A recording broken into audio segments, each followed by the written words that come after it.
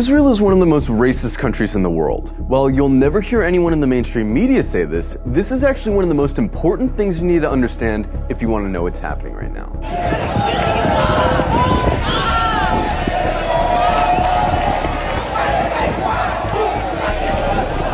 From its inception, the whole idea of Israel as a country was based on racism.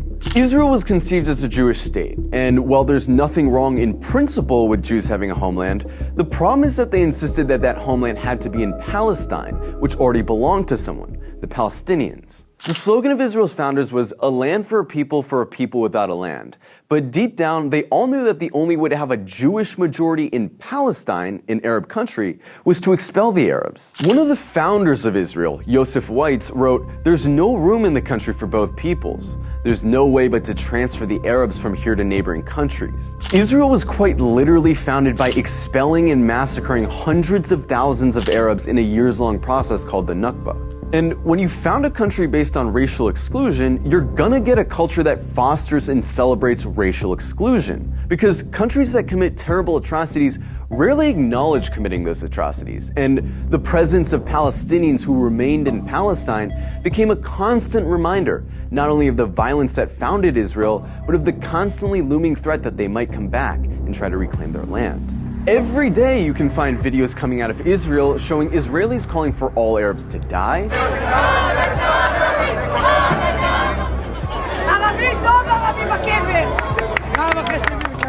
insulting the Prophet Muhammad,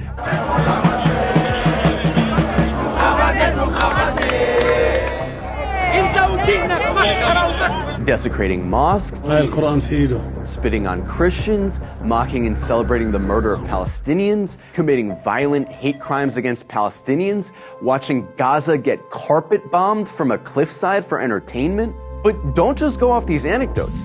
Let's look at some of the polls. One poll found that 2/3 of Israeli teens believe Arabs to be less intelligent, uncultured, and violent. It also found that 50% of Israelis wouldn't live in the same building as Arabs, wouldn't befriend Arabs, wouldn't let their children befriend Arabs, and wouldn't let Arabs into their homes. Another poll found that 60% of Israeli Jews want segregation from Arabs. Another poll found that half of Israeli Jews agree with the statement, "Most Jews are better than most non-Jews because they were born Jews." The poll also found that 88% of Israeli Jews would be disturbed if their son befriended an Arab girl, and 90% would be disturbed if their daughter befriended an Arab boy. This poll found that about half of Israeli high schoolers don't think Arabs should have the right to vote.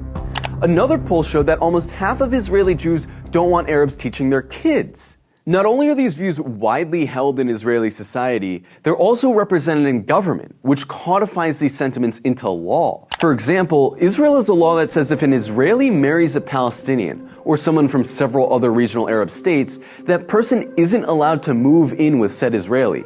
This law was passed in 2003, but it's been renewed every single year since. Israel also doesn't allow interreligious marriage to be performed in the country, which is meant to deter Jews from marrying non-Jews. In 2018, Israel passed the nation-state law, a law which has constitutional status, which says the right to exercise national self-determination, i.e. have rights, is the exclusive right of Jews, no one else. There's also the Nakba law, which makes it illegal to acknowledge the Nakba, the expulsions of Palestinians that were needed to found Israel. This would be like passing a law to make it illegal to talk about indigenous genocide or slavery in America. There's also the Admissions Committee law, which basically allows towns to operate panels that deny applications for entry based on socio-cultural compatibility, which essentially just legalizes racist housing discrimination. In Israel, advocating genocide of Palestinians doesn't hurt your chances of holding a high position in government. And in fact, in many cases, it helps. In 2014, Israeli lawmaker Ayelet Shaked wrote an unhinged rant on Facebook, calling all Palestinians enemy combatants and saying their mothers should be killed for giving birth to, quote, little snakes. The next year, she was appointed Minister of Justice by Benjamin Netanyahu.